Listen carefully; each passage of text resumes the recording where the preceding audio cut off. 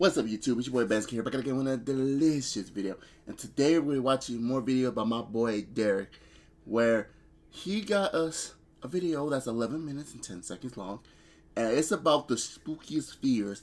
Now, obviously, I'm not the type of person to talk about my fears, but yeah, I have a few fears of my own, and I thought, hey, I've been watching his content so far, I've been enjoying it, so obviously I'm gonna watch another video from him. And not only that, but obviously let's see if some of the fears that he has is similar to mine. Because let's be honest, I feel like my fears are pretty similar. So let's see where this goes. Fear is something every human experiences. Oh, and make sure you like, comment, subscribe to all that such jazz, okay? And go in the link in the description. Go to my Discord if you want to send some requests, or if you want to watch the full video without any interruptions. There will be a link to the original video down below too.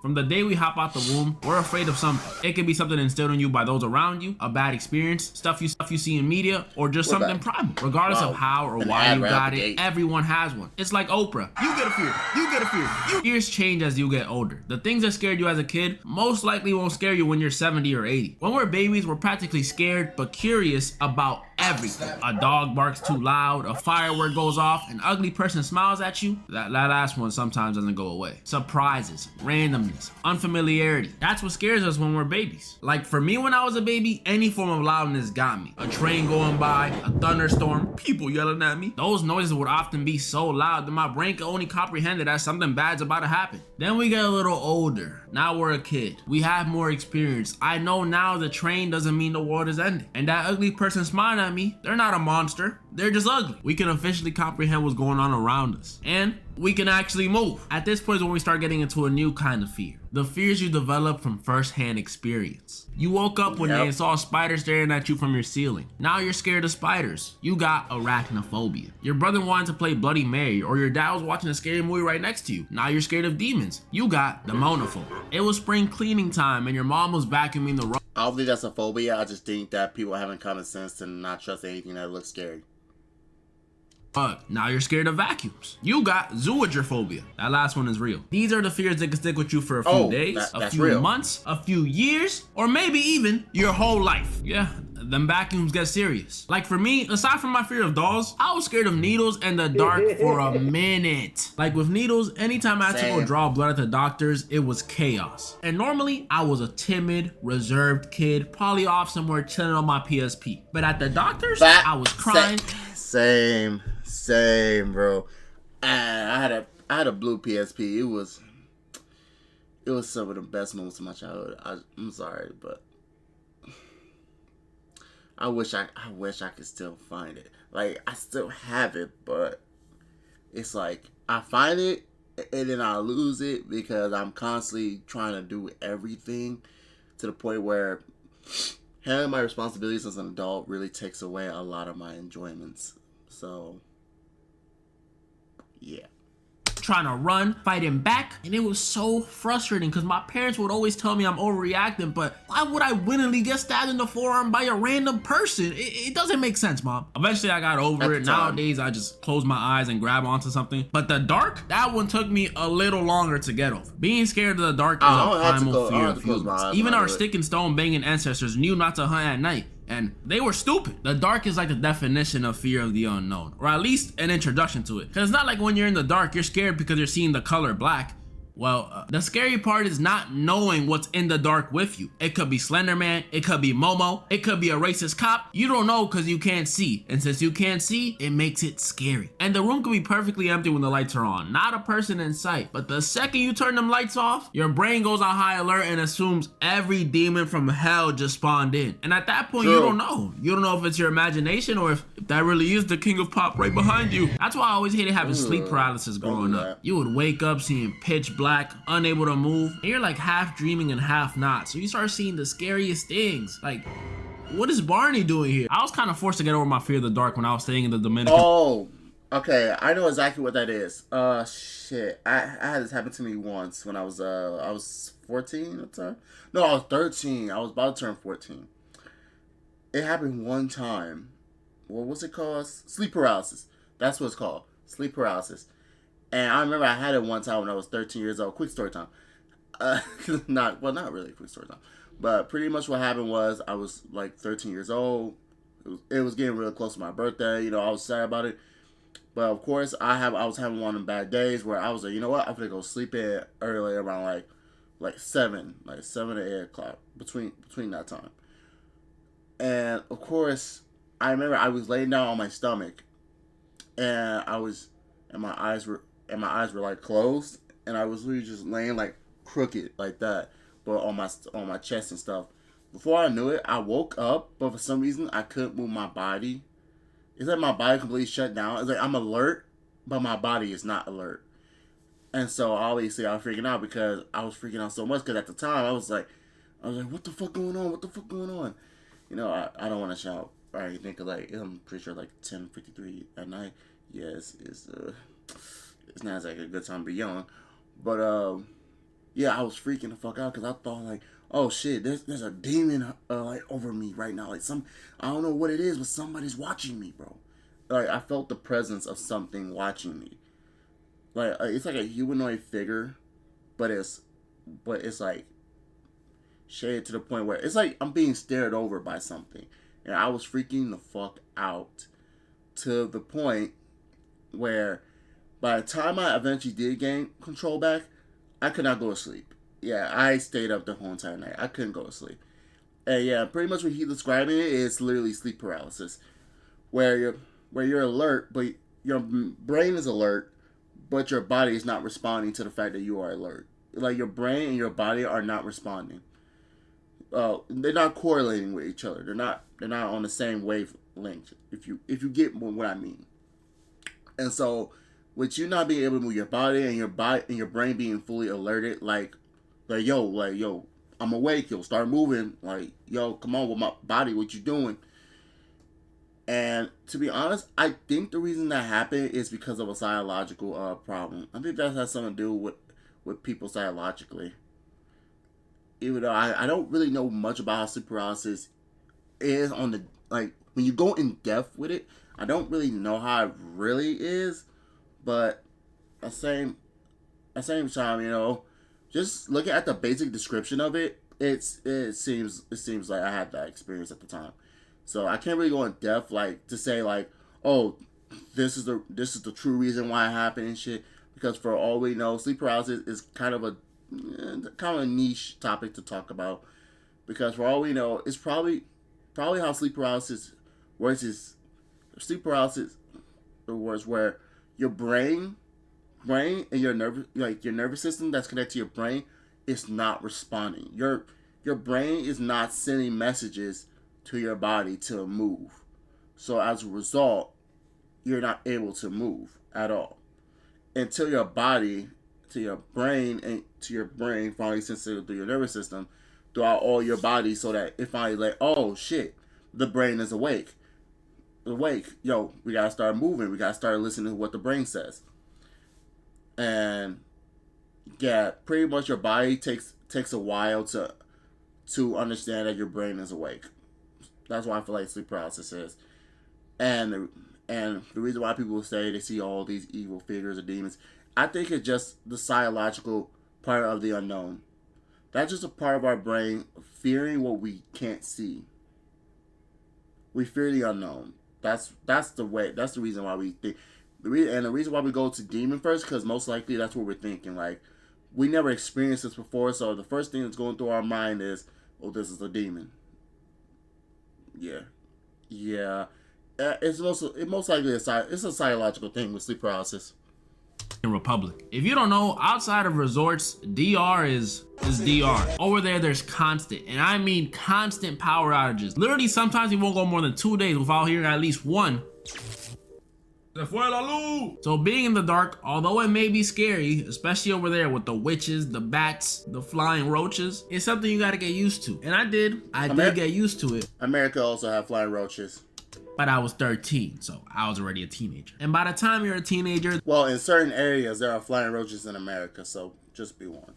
There's bigger things to worry about because you're officially in high school. That night before the first day of school is the most anxiety-filled night you could think of. I used to be up thinking, am I gonna make new friends? What if my old friends don't like me? What if the teachers don't like me? What if nobody likes me?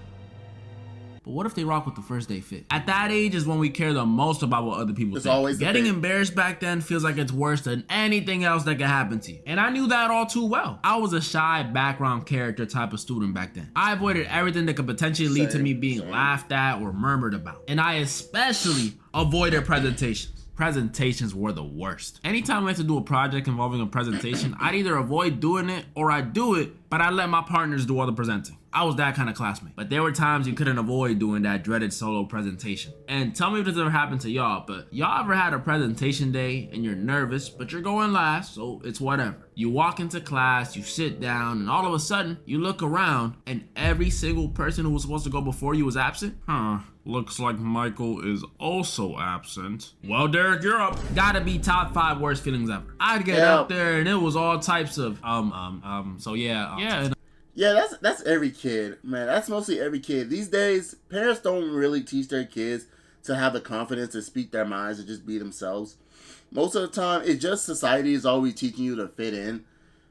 Even if you stand out, people enjoy it when you stand out a little bit.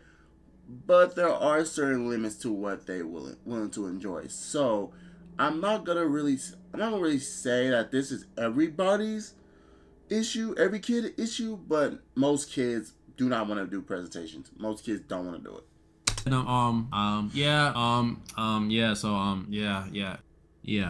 It was terrible. But the thing that scared me more than presenting in school was school shootings. Prior to my freshman year, I don't remember doing a single lockdown drill. Maybe one in 8th grade, but they weren't that common. I was only used to slowly walking out the building during fire drills, so I didn't know why we were doing them. To me, it was just another excuse to not do classwork for another few minutes. I loved it. But when I found out why we did them, it instilled a new fear in me. A fear that I could randomly be sitting in class one day and hear 2 pops down the hall and know in my mind, I'm probably not gonna be saving anyone. It's sad, but it's true. What was I, a 5'7", 114-pound freshman supposed to do? Nothing. We're powerless in this situation. Your only hope is literally to become cool for every white kid in the school. That's the only precaution you can take. Luckily, once you graduate, most of these school fears go away. Even though you're in college, it's definitely not the same. You're an adult now. Yes, you may still carry some of the fears from your childhood, whether it be fear of the ocean, your fear of heights, your fear of vacuum still for some reason. Get over it, bro. You can manage yourself. You can avoid these things. The fears you're really looking out for when you're an adult are the mental ones. Commitment, rejection, loneliness, and of course, failure. Failure is something I think most of us by the age of 8. Okay, let's be real. Society has developed us to the point where failure has lead us to a point where now we are afraid to fail. It's like, bro, you're gonna fail, man. You're not immune to failure. You're gonna make mistakes. It's all right. And it's like, people say that, but the moment they see you start making mistakes, they're gonna judge you. They're gonna criticize you, and they're gonna be absolute fucking dicks. And when they do that shit, it's like, bro, you completely contradicting what you said earlier. To, hey, when you're doing things, you're gonna make mistakes. So you might as well get it over with, because the best way to learn is by making the mistakes so you can improve upon them. As long as you're trying to get better, it does not matter how many mistakes you make, because guess what? Those mistakes are eventually going to be in the past. As long as those mistakes you improve upon, and mistakes are like where you pretty much done something by accident, or because you were trying to seek out the truth, or what was the right way of doing things, right? Right? Mistakes is just something that are part of every human being's nature. You're not immune to making failures. You're gonna fail at things. Like, certain things are gonna be a dub. Some things are gonna be an L. You just gotta accept it. But I feel like the reason why adults can't accept, they don't take failure or losses well, is because society punishes them for it. And the same is in school. Children are punished for their mistakes as well, because when you go in school, it's not like you go in school, you have many chances of doing like tests and quizzes and all that extra shit. Most of the time, you slowly start to realize that everything in school has a time limit. where to the point where it doesn't really teach you that you, as long as you learning from your mistakes, you can keep on making mistakes. As long as you learn what not to do, or what to do and what not to do. It's more of just saying, oh, you'll only get a few tries before eventually you get a few. It's either you get a few tries, and sometimes teachers are just cruel, and they'll let you just take the test one time. It's rare for some teachers to literally allow you to take a test twice. It's very lucky for them to let you take the test twice if they're really trying to. If either they're trying to be real nice, or they're being forced to do it, because obviously teachers have to deal with bad children and a lot of other shit that just makes them just like, you know what? If y'all fail this test, oh well, final score. Like, I've seen teachers who were that fucking messed up. So let's be real. Society tends to punish you heavily for making mistakes and failing. So where it's like, okay, it's not so bad. I can try again. But the thing is that everybody has that mentality, and a reason why society have it like this, or for another reason that I believe, is that I believe the reason for it is because when you take a good look at everything, you slowly start to realize that some people are not going to take it seriously unless the stakes are high. People are not going to take it seriously unless the stakes are high. So I feel like that's another one of the big reasons why mistakes are something that we all fear, because society pretty much has designed a world to where certain things you do can be greatly punishing if it doesn't work out. 18, start fearing, if not at least thinking about the idea of legacy. What do I want to accomplish in my life, and will I accomplish it? Yeah, I know what I'm talking about. You start looking toward the potential future where instead of becoming an architect, a doctor, a lawyer, or anything else you want to be in life, you just end up working the drive-thru at your local Burger King. This fear of failure sometimes consumes us completely. We imagine all these possible ways we can fail instead of just focusing on the ones where we can actually win. It makes no sense. What is wrong with you? Don't you want to win? Don't you want to succeed? As someone who didn't know what they wanted to do in college and watched way too much YouTube, failure felt inevitable for me. By the time I saw my SAT scores junior year, I was like, yep. I'm serious too. This fear of failure used to plague my mind. Yeah, it plagues a lot of people's minds. Even though they say it doesn't, failure does plague your mind, because failure can lead to not only criticism from the people on the outside world, it can also lead from criticism from your own parents, who at times you might have parents who are so heavily critical of you that they literally disrespect you at all the lengths. Like, you're not my child. Like, you're not part of me. You're not my family. Type shit. And I know this sounds kind of crazy, but I've seen parents who are like that. My mom's not like that, though. My mom, she was very upset with the fact that I was messing up in school. But let's be real, I wasn't exactly designed to be the hardest working when it comes to my education. I work hard with hands-on things at times, but I'm not exactly the hardest worker in the room, okay? But I definitely try my best. But so far, I can understand her getting upset on how badly I messed it up in school, because, well, shit, brother was trying, and shit, I just couldn't meet. Yeah, I'm just not gonna get into that. But yeah, failure is something that everybody fears. Let's be real, everybody fears failure, and that's why we always tend to make excuses for shit. It's the reason I always felt bad for Asian kids growing up. Because if I had that fear, you know they had it. Fear of failure is not always about career or academics though. It can be something as simple as fear of getting rejected by your crush, fear of playing bad for your sports team, or not wanting to learn a new thing like driving because you feel like you'll just hit everybody or something. There's so many ways you could fail. How could you not be afraid of it? It's quite literally the ultimate unknown. You can't predict the future. But the funny thing about failure is we literally fail all the time as humans. Like, have you ever seen a baby fall in public while trying to walk? That baby failed at walking, but it doesn't just sit there and cry. You know, at that height, they don't take fall damage. They just get back up and try again. If not, how would they learn how to walk? If babies didn't bounce back from failure, we would have a society full of Stephen Hawking.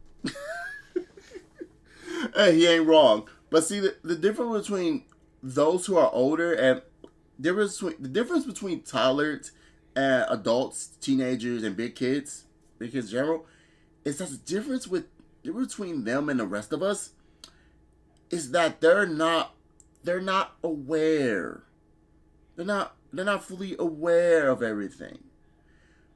Like they'll think about things, they'll say things, they'll repeat things and all that, but they're not really consciously aware of like how we are. It's just like how you say that at first you're just doing whatever, you're having a good time, and then all of a sudden you reach around the age of like, let's say 6 or 7, right? I think that's the average age when you become self-conscious, self-aware, I should say. Not self-conscious, but self-aware. Like around the age of 6 or 7, maybe even 5. Even 5 if you're like unique, or maybe 8 if you're a late bloomer. 8 or 9 if you're a late bloomer. But yeah, it's around that age, that's the moment where you start to become self-aware, and you start, rather than just doing whatever, your brain for some reason it starts to ask questions. It starts to be curious. It starts to look everywhere. Like, what is this? What is this? Like you start to ask questions, because now your brain is starting to question the world around you. Because when you at that age, you're not worried about what's going on around you. You're just thinking of, what can I do now? What can I do now? What can I do now to enjoy what got going for me?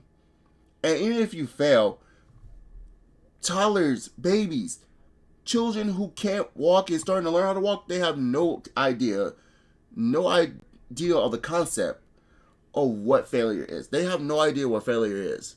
So as a result, they just keep trying because there's no repercussions for their actions. And that's a good thing, because they're only children. There should be no repercussion for failing how to walk. Because obviously, eventually, they're going to learn how to walk, because every human can. Even back to Mr. Put the Fries in the Bag working the drive-thru at Burger King. He could be doing that at the fossil age of 30, and that's not necessarily failure. He might have just fallen like that baby, and he's just waiting to get back up. It's what he decides to do after his fall that determines whether or not it's failure. It's dependent on what you do and what you perceive as success. Sadly, this is something people don't realize till they're older. Sometimes all the way past adulthood, when you reach that old man status. And by that point, it's not that you can't anymore, it's that you're more worried about other things, like why parts of you are sagging that low. And what's on your mind at that age is death. The heat wave is closer than they know. I tried to warn the city, but no one listened. Death is literally something that's gonna happen to every single. Yeah, everybody's afraid of death. You could be watching this video in in 2024, 2054, the year 3000. Unless you make like some immortality super soldier serum, it's gonna happen to you. Death is scary. Okay, I'm gonna be real. You shouldn't let death hold you back. But at the same time, you should be afraid to die at a young age. Like, once you're older to the point where your body is completely decrepit and useless, at that point, it's like, hey, I lived my life. I lived my moments. I had good memory, even some sad ones and bad ones. But hey, we all eventually will meet our end. All I can do now is preserve the amount of time that I have left before eventually God decides that it's my time to rest. That's all we can do at that point. So rather than worry about death, you just live your life to the fullest, and just let God take the wheel, okay, man? Because God is always going to be there for you, no matter what, as long as you keep the goodness within your soul. I'm just saying. I don't like thinking about death. I mean, I've literally been alive my whole life. I don't know nothing besides living. The idea of not experiencing anything on the face of the earth ever again is hard to wrap my mind around. No sadness, but no happiness. No more arguments, but also no more good moments. No more chocolate ice cream, but also no more salted caramel ice cream. You don't go through any more hardships, but you also lose that great feeling when you eventually overcome that hardship. It's scary, and death is especially scary when you lose someone close to you. Now, I'm gonna share something with you guys that I've never shared on this channel before. About 5 years ago from the making of this video, September 2019, I lost one of my close friends. And at the time, I was distraught. I had lost my grandfather 3 years prior, so I knew that death isn't something that just hits you up like, hey, I'm in town, I brought donuts. Let's link up. It's a surprise, a very, very bad one, but a surprise nonetheless. But with this one, it felt different. When you're older, as sad as it sounds, you expect it eventually. Doesn't mean it doesn't shock or hurt anyone, because it does. It really does. But you know, we tend to die when we get older. But when you lose someone close to you that was at a young age, that's just not something you're expecting. People are less accepting of those kinds. Death when you're older is like, it's sad, but it's like, I knew this day would come. But when you're young, when you have a friend or a family member that's young as you, like around like the age of like 12, 13, maybe even younger or close to it when a little bit older, it's like, if you, y'all, yeah, no, he make a good point. I'm not even gonna say anything. I'm gonna just stop right here and just say he makes a good point. When you're young, the concept of dying at that age is pretty sad. It's pretty sad, and it's crazy because I've seen way too many times where young folks are dying so much to the point where it's like, I wonder what the hell was this previous generation doing with our generation. But at the same time, you know, parents can only do so much. You know what I'm saying? They can't save us from everything, but they can certainly at least try.